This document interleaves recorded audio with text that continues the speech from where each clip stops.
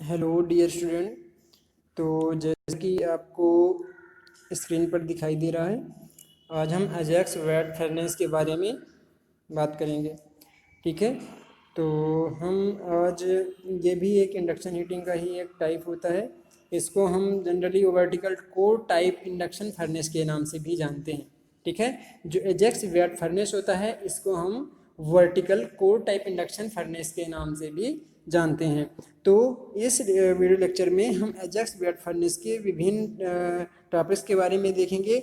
जैसे कि हम इसमें देखेंगे कि वर्किंग प्रिंसिपल क्या होता है, इसका कंस्ट्रक्शन क्या होता है, इसकी वर्किंग क्या होती है, इसके एडवांटेजेस क्या हैं और इसका एप्लीकेशन क्या है।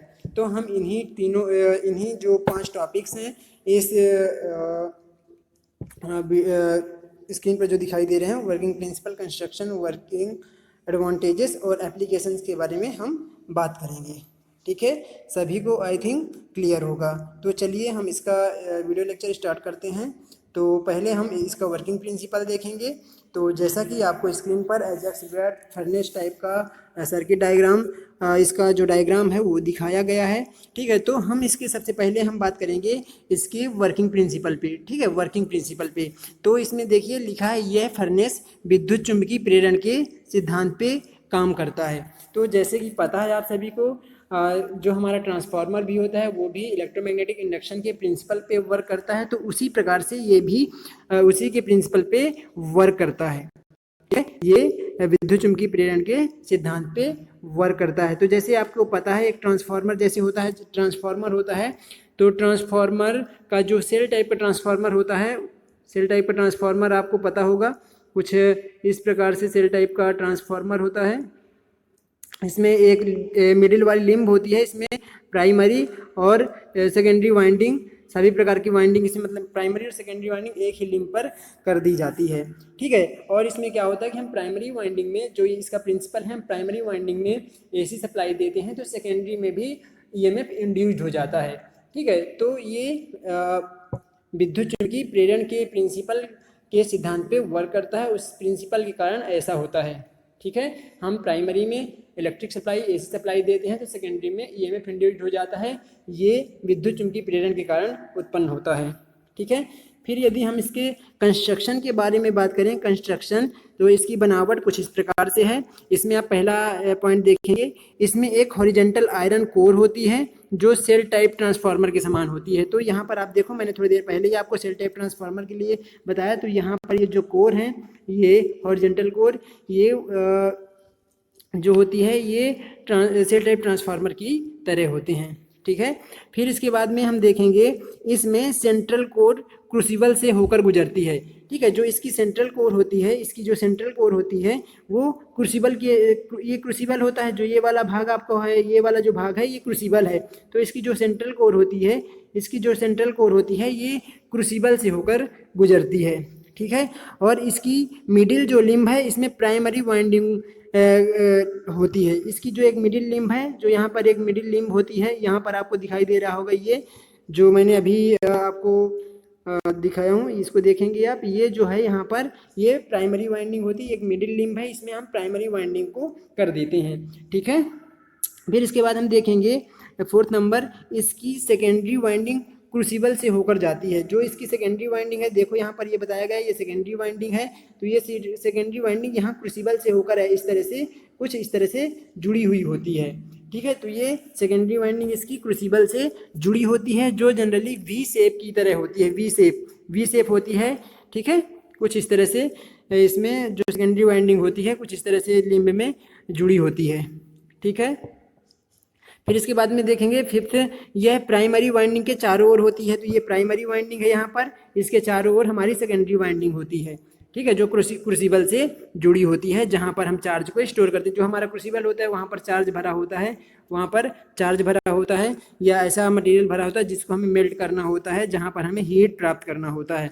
ठीक है, फिर 6 नंबर का देखेंगे हम, इस वर्टिकल चैनल का बॉटम नैरो वी शेप का होता है। जो ये चैम्बर है, जो आपका ये चैनल है, ये चैनल नैरो होता है, वी शेप का होता है। ये जो चैनल है जहाँ पर सेकेंडरी वाइंडिंग की गई है, इसका चैनल जो है ये वी शेप में होता है और वर्टिकल लगा होता है, इसीलिए हम इसको वर्टिकल एजेक्स टाइप फर्नेस भी बोलते हैं, vertical core type induction furnace बोलते हैं। ठीक है, जो इसका चैनल होता है, जो ये चैनल लगा हुआ है ये बी शेप का होता है और वर्टिकली ये कनेक्टेड होता है, इसलिए हम इसको vertical Ajax type core type induction furnace के नाम से भी जानते हैं।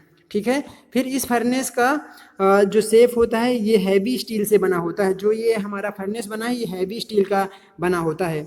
ठीक है, फिर इसके बाद में हम 8th पॉइंट देखेंगे, तो इसका ऊपरी सिरा इंसुलेटेड कवर द्वारा कवर्ड होता है, जो फर्नेस के चार्जिंग टाइम पर कवर होता है। तो इसका जो ऊपर आपको दिखाई दे रहा है, जो ये कवर है, ये यहाँ से ये इंसुलेटिंग मटेरियल से बना हुआ कवर होता है, जो इसको कवर करके रखता है। और ये कवर चार्जिंग के टाइम में जब हम सप्लाई देते हैं तो इसको क्लोज कर दिया जाता है, बंद कर दिया जाता है।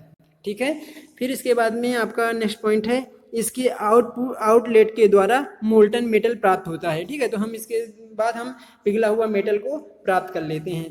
ठीक है, तो इस प्रकार से हम बता सकते हैं। फिर से यदि मैं इसको बताऊं इसका कंस्ट्रक्शन, तो इसका कंस्ट्रक्शन कुछ इस प्रकार है। इसको हम ये भी कह सकते हैं कि जो वर्टिकल टाइप हमारा कोर इंडक्शन फर्नेस है, एजेक्स टाइप फर्नेस है, ये जो कोर टाइप इंडक्शन फर्नेस है उसका एक सुधरा हुआ रूप होता है। ठीक है, जो हमने लास्ट लेक्चर में देखा था कोर टाइप इंडक्शन फर्नेस, ये उसका सुधरा हुआ रूप है, उसका इम्प्रूवमेंट वाला डायग्राम, मतलब इम्प्रूवमेंट वाला रूप है ये। ठीक है, तो यहाँ पर हम वर्टिकल चैनल का इस्तेमाल करते हैं, जो वी शेप में होता है, नैरो होता है। वी शेप नैरो होने के कारण में क्या होता है कि यहाँ पर इसका रेजिस्टेंस अधिक होता है, और जैसे रेजिस्टेंस ज़्यादा होगा तो हमको जो हीट है I²R के लॉस में प्राप्त होती है। I²R इंटू टी के रूप में हमको हीट यहाँ पर प्राप्त हो जाती है। ठीक है, तो फिर से एक बार कंस्ट्रक्शन इसका देख लेते हैं। कंस्ट्रक्शन में यहाँ पर हमारे 2 कोर होते हैं जो सेल टाइप ट्रांसफार्मर की तरह होते हैं। ठीक है, इसमें प्राइमरी वाइंडिंग होती है जो इसके सेंट्रल बीच के लिम्ब में लगी हुई होती है। फिर इसमें एक सेकेंडरी वाइंडिंग होती है जो क्रूसिबल से होके बाहरी आउटर लिम्ब में कनेक्टेड होती है, या सेंट्रल लिम्ब की आउटर लिम्ब में कनेक्टेड होती है। और इसमें क्रूसिबल में चार्ज भरा हुआ रहता है, यहाँ पर हम चार्ज भर देते हैं जहाँ पर हमको हीट प्राप्त करना रहता है। फिर इसके ऊपर में इंसुलेटिंग मटेरियल का एक कवर होता है जिसको हम सप्लाई देते समय इसको हम बंद करके रखते हैं। ठीक है, तो इस प्रकार से इसका कुछ फंक्शन होता है। ठीक है, और यहाँ नैरो होने के कारण यहाँ इसका जो सेकेंडरी का रेजिस्टेंस अधिक होता है, जिससे हमको सेकेंडरी में अधिक हीट प्राप्त होती है। ठीक है, और जो सेकेंडरी है, सेकेंडरी वाइंडिंग में ही हम क्रूसिबल को रख देते हैं और वहीं पर हम हीट को प्राप्त करते हैं। ठीक है, प्राइमरी वाइंडिंग में हमने सप्लाई दिया और सेकेंडरी में इंड्यूस्ड ईएमएफ के कारण हमको हीट प्राप्त होती है। ठीक है, तो इस प्रकार से इसका कुछ कंस्ट्रक्शन होता है। फिर हम इसका वर्किंग के बारे में देखेंगे। ठीक है, तो वर्किंग जैसा कि आपको फर्स्ट पॉइंट दिखाया है, इसमें बताया गया vertical core type Ajax VAT furnace में जब प्राइमरी साइड में एसी सप्लाई कनेक्ट करते हैं तो उसके कारण आयरन कोर में इलेक्ट्रोमैग्नेटिक फील्ड फ्लक्चुएट होता है। ठीक है, तो उसके जो सेकेंडरी साइड है उसमें इलेक्ट्रोमैग्नेटिक फील्ड फ्लक्चुएट होगा। ठीक है, और इसमें मेटल एक शॉर्ट सेकेंडरी की तरह कार्य करता है। जो हमारा यहाँ पर मेटल भरा होता है सेकेंडरी साइड में, जो क्रूसिबल में हम मेटल भरते हैं वो सेकेंडरी की तरह वर्क करता है। ठीक है, और उसी में ईएमएफ इंड्यूस्ड हो जाता है सेकेंडरी साइड में, मतलब सेकेंडरी जो वाइंडिंग है जहाँ पर चार्ज रखा हुआ है वो वहाँ पर इलेक्ट्रोमैग्नेटिक इंडक्शन के कारण हम यहाँ पर ईएमएफ पैदा हो जाता है। ठीक है, ये इंड्यूस्ड ईएमएफ या करंट को कैरी करता है। ठीक है, जो हमारे चार्ज है, चार्ज ही इंड्यूस्ड करंट को कैरी करने का कार्य करता है। ठीक है, और इसका चार्ज का कुछ खुद का रेजिस्टेंस होता है, जिसके कारण उसके रेजिस्टेंस के कारण वहाँ पर हीट पैदा होती है। जो वी पोर्शन होता है, यहाँ पर जो वी पोर्शन होता है जो नैरो होता है, ये इसका रेजिस्टेंस अधिक होता है, जिसके कारण यहाँ पर हीट पैदा होती है। ठीक है, और यहाँ पर हीट जनरेट होती है और इस प्रकार से इस हीट को क्रूसिबल में दिया जाता है जहाँ पर चार्ज स्टोर रहता है। ठीक है, जो मेटल दो एक समान रूप से मेल्ट करती है। ठीक है, जो मेटल को एक समान रूप से मेल्ट करने का कार्य करती है। तो इस प्रकार से इसका कंस्ट्रक्शन होता है। ठीक है, फिर हम इसका नेक्स्ट देखेंगे एडवांटेज। ठीक है, तो एडवांटेज में आप इसको देखिए। एडवांटेज इसमें प्राइमरी तथा सेकेंडरी के बीच में मैग्नेटिक कपलिंग उत्तम होने के साथ साथ इसका leakage reluctance sorry leakage reactance भी उत्तम होता है। ठीक है, तो यहाँ से आपको ये पता चल रहा है कि मैंने स्टार्टिंग में ही बता दिया था कि ये सेल टाइप ट्रांसफार्मर की तरह होता है। सेल टाइप ट्रांसफार्मर जैसा कि आपको पता है, इसके प्राइमरी साइड मतलब जो प्राइमरी वाइंडिंग और सेकेंडरी वाइंडिंग इसके बीच वाले लिम्ब में ही कर दी जाती है। सेंट्रल लिम्ब में प्राइमरी और सेकेंडरी दोनों वाइंडिंग की जाती है।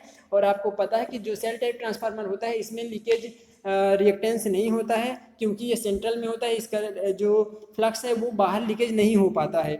ठीक है, तो इस तरह से भी हम कह सकते हैं कि इसकी जो कपलिंग होती है बहुत अच्छी होती है और इसमें लीकेज रिएक्टेंस भी उत्तम होता है। ठीक है, फिर यदि हम सेकेंड बात करें तो इसका पावर फैक्टर भी हाई होता है। ठीक है, तो इसका पावर फैक्टर भी हाई होता है। ये लगभग 0.85 के आसपास होता है पावर फैक्टर। 0.85 इसका पावर फैक्टर होता है। क्यों? क्योंकि इसकी जो इलेक्ट्रिकल मैग्नेटिक कपलिंग है ये काफ़ी अच्छा होता है।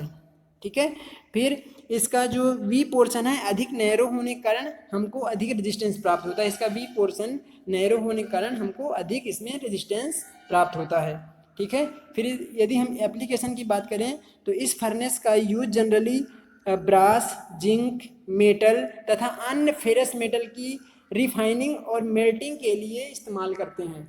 ठीक है, जहाँ पर हमें जिंक हो या ब्रास हो या मेटल, किसी भी प्रकार का मेटल या नॉन फेरस मटेरियल हो, उसकी रिफाइनिंग और मेल्टिंग के लिए हम generally Ajax type Wyatt furnace का इस्तेमाल करते हैं। ठीक है, तो इस प्रकार से हम कह सकते हैं कि जो एजेक्स वैट फर्नेस की जो इफिशिएंसी होती है और इसका टेम्परेचर कंट्रोल काफ़ी अच्छा होता है। ठीक है, एजेक्स वैट फर्नेस की इफिशिएंसी भी काफ़ी अच्छी होती है और इसका टेम्परेचर कंट्रोल भी इजी और अच्छा होता है। ठीक है, तो इस तरह से आप इसको समझेंगे। ठीक है, और इसमें जो धातु का जो मेटल लॉस है, धातु का क्षय है, वो भी कम से कम होता है। ठीक है,